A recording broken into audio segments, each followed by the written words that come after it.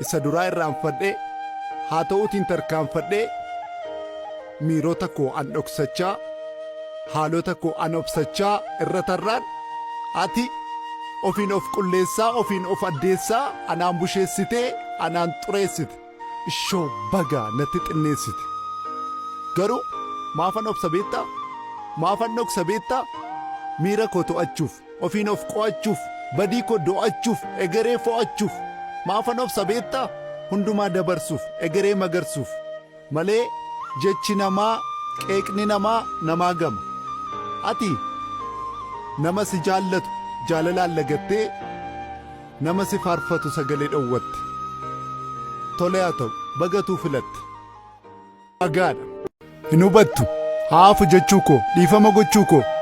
situ didaaf malee siif hin galleef malee dhiifamni malaadha dhiifamni galaadha dhiifamni gochaan har'a godhee deebiseen godhuudha wanti ittiin wal dhabnee deebi'een dhufuudha dhiifamni qaroomuudha guddoomuudha buufachuudha tuffachuudha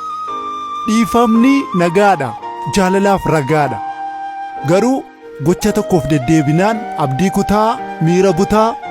si madeessaa si xiqqeessaa haaloo kuusaa dubbii kuusaa si fageessaa si balleessa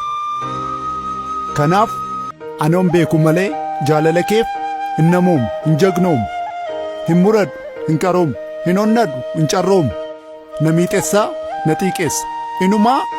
utuu na baqattuu utuu na qolattuu sittan of harkisa sittin of hirkisa sittin of luqqisa sittin of buqqisa maaf jaalalli weeraraa utuuti baqattuu qalbiin si geerara utuma jibbamtuu innuu si marara jaalalli qabbanaa jaalalli afuura hargansuu jaalalli nagaadha nagaa hunduu labsu kanaaf galee jaalalli waaqadha waaqan komatanii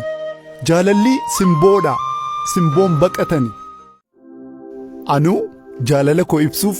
amantaa kee cimsuuf humnan dhabeef